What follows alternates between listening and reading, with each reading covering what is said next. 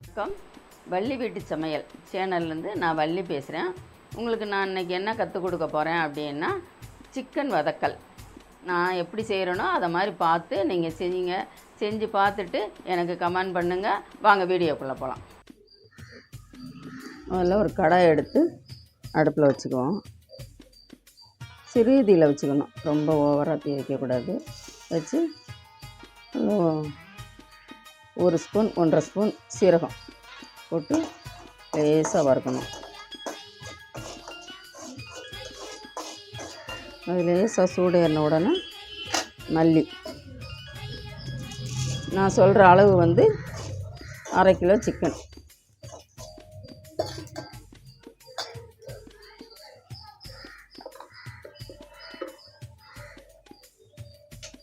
நாலு காஞ்ச மிளகாய் 1/2 கிலோவுக்கு போட்டு அதை தனியாக ஒரு ஜாரில் போட்டு வச்சிடலாம்.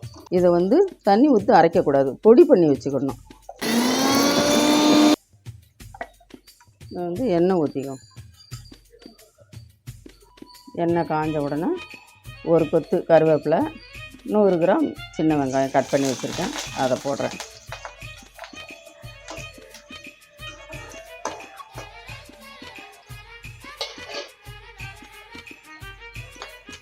வெங்காயம் வந்து நல்லா வதங்கிச்சு. இந்த மாதிரி செவந்து வதங்கி வரும்போது நம்ம வந்து அலசி வச்சுருக்கிற சிக்கனை போடணும்.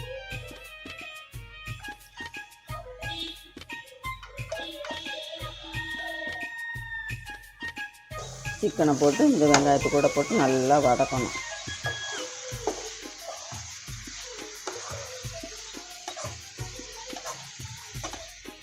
வதக்கும்போது உப்பு போட்டுறணும். அப்போ தான் அது வந்து கொஞ்சம் அந்த கறி கூட சேர்ந்து வதங்கி வரும். அப்போ தான் அந்த உப்பு போய் அந்த கறியில் சேரும். அந்த கல் உப்பு கரைய அந்த சிக்கனில் போய் சேரும். நல்லா வதங்குறதுக்கும் நல்லாயிருக்கும். இது இப்போலாம் தண்ணிலாம் ஊற்றக்கூடாது, சும்மா அப்படியே அந்த உப்பு போட்டு அந்த உப்பு வதங்குறதுலேயே கறியும் சேர்ந்து வதங்கணும். வெங்காயம் வந்து நல்லா வதங்கிடணும். வதங்கினா தான் இதுக்கு வந்து சின்ன வெங்காயம் போட்டோம்னா தான் ரொம்ப நல்லாயிருக்கும். பெரிய வெங்காயமும் போடலாம், சின்ன வெங்காயம் கொஞ்சம் பெரிய வெங்காயம் கொஞ்சம் கலந்து கூட போடலாம். நான் வந்து இப்போ போட்டுக்கு சின்ன வெங்காயம் மட்டும் போட்டிருக்கிறேன். அது நல்லா செவந்து வதங்கின உடனே இந்த சிக்கன் அலசி போட்டோம்னா அது கொஞ்சம் நல்லா தண்ணி சத்து இதில் விழுந்த உடனே அந்த இது வந்து வெங்காயம் வந்து வதங்காது. அப்படியே அந்த வதங்கினது எப்படி இருக்கோ அதே மாதிரி இருக்கும், கருகாது, எதுவும் ஆகாது. அதனால் அது நல்லா நமக்கு செவந்ததுக்கு அப்புறமா தான் நம்ம கறியை போடணும். போட்டு நல்லா வதக்கணும். பார்த்திங்களா, நம்ம தண்ணியெலாம் ஊற்றவே இல்லை.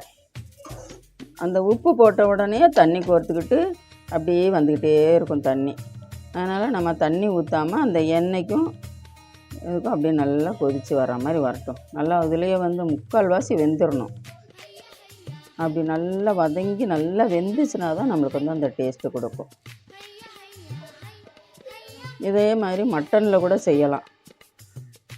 நான் உங்களுக்கு மட்டனில் ஒரு நாளைக்கு செஞ்சு காமிக்கிறேன். இது வந்து சிக்கனில் செஞ்சேன். நான் இது ஒரு நாள் வீட்டில் நாங்கள் சும்மா சாதாரணமாக வெறும் காஞ்ச மிளகாய் கிள்ளி போட்டு அந்த மாதிரி செஞ்சுருக்கோம்.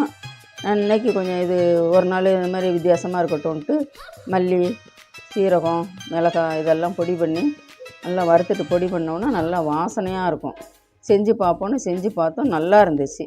சரி, அதை உங்களுக்கு சொல்லி செஞ்சு காமிக்கலாம், நீங்களும் செய்வீங்க அப்படின்ட்டு தான் செய்கிறேன். இதே மாதிரி நீங்கள் செஞ்சு பாருங்கள், ரொம்ப நல்லாயிருக்கும்.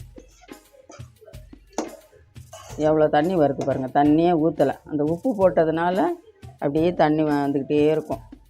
அப்போ அந்த தண்ணி வற்றதுக்கும் அந்த கறி வந்து 3/4 வெந்துடுறதுக்கும் எண்ணெய் அப்படியே மேலே மிதந்து வரும். ஆனால் இது வந்து அடியிலலாம் ஒட்டாது, கொஞ்சம் தண்ணி வருதில்ல. இருந்தாலும் நம்ம வந்து ஒன்று போல் கறி வேகணுங்கிறதுக்காக நம்ம கிண்டி விடுறது. இஞ்சி பூண்டு விழுது போட்டால் தான் இது வந்து ஒட்டும். இப்போ நம்ம இஞ்சி பூண்டு விழுதெல்லாம் இதில் சேர்க்குறதில்ல, அதனால் இதெல்லாம் ஒட்டாது. அந்த தண்ணி எண்ணெய் அதிலே கொதிச்சிட்டு வருங்க. சிக்கனோட கலர் வந்து மாறிடுச்சு. இப்போ வந்து கொஞ்சம் தண்ணி ஊற்றிக்கலாம்.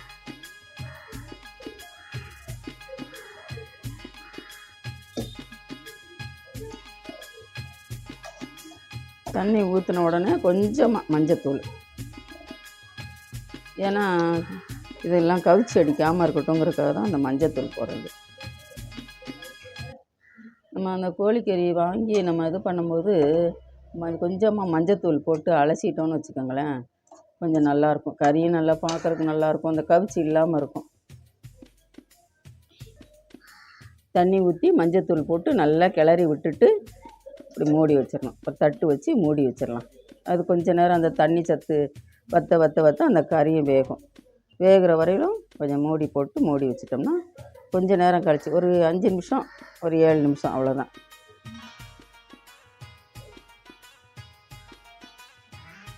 கொஞ்சம் நல்லா தண்ணி வற்றின உடனே ஒரு 5 நிமிஷம் இல்லை ஒரு 7 நிமிஷம் நம்ம தட்டு போட்டு மூடி வச்சிட்டோம்னா இந்த மாதிரி வந்துடும்.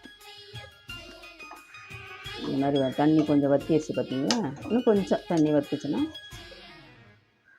கொஞ்சம் நல்லா கறி வெந்துடும். காஞ்ச மிளகா பொடி பண்ணி வச்சுருக்கோம் பாருங்கள், அதை அப்படியே போடணும். பிள்ளைங்க சாப்பிட்டாலும் இப்போ மிளகா அப்படின்னா அதுங்களுக்கு வாயில் தட்டு போடும், காரமாக இருக்குன்னு சொல்லுவாங்க. இது உங்களுக்கு அப்படி கலந்த மாதிரி ஆனதுனால டேஸ்ட்டும் நல்லாயிருக்கும், உங்களுக்கு காரமாக நல்லாயிருக்கும். அந்த ரசம் வச்சு சாப்பிட்டாலும் சரி, பருப்பு டால் வச்சு சாப்பிட்டாலும் சரி, ரொம்ப நல்லாயிருக்கும். பார்த்திங்களா எப்படி வருது பார்த்திங்களா? அந்த இதெல்லாம் போட்ட உடனே அப்படியே நீங்கள் கிண்டிக்கிட்டு இருக்கும்போதே வாசனை, அந்த மல்லி சீரகம் வறுத்து போட்டிருக்கனால இப்போ நாங்கள் நின்று கிண்டிக்கிட்டு இருக்கேன், அவ்வளோ வாசனை வருது. நல்ல வாசனை வரும், உங்களுக்கு சாப்பிட்றதுக்கு டேஸ்ட்டாகவும் இருக்கும், நல்ல வாசனையாக இருக்கும். மல்லியெலாம் கொஞ்சமாக போடுங்க, ரொம்ப போட வேண்டாம்.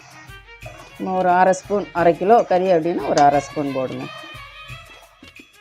கொஞ்சம் அந்த வதங்கி வரும்போது நல்லா ரொம்ப ஸ்லோவாக வச்சுருங்க. ரொம்ப ஸ்லோவாக வச்சிங்கன்னா தான் அந்த எண்ணெய் கொதி அப்படியே மேலே வரும், நம்மளுக்கு பார்க்குறதுக்கே நல்லா இருக்கிற மாதிரி இருக்கும். பார்த்திங்களா? இந்த மாதிரி ஒன்று போல் கிளறி விட்டுருங்க. நம்ம பொடி போட்ட உடனே எப்படி இருக்குது பாருங்கள் கறி. அவ்வளோதாங்க. இந்த மாதிரி செஞ்சு சாப்பிட்டு பாருங்கள், எப்படி இருக்குன்னு கமெண்ட் பண்ணுங்கள். நம்ம சேனலை ஃபாலோ பண்ணுங்கள், ரொம்ப நல்லாயிருக்கும். சாப்பிட்டு பாருங்கள்.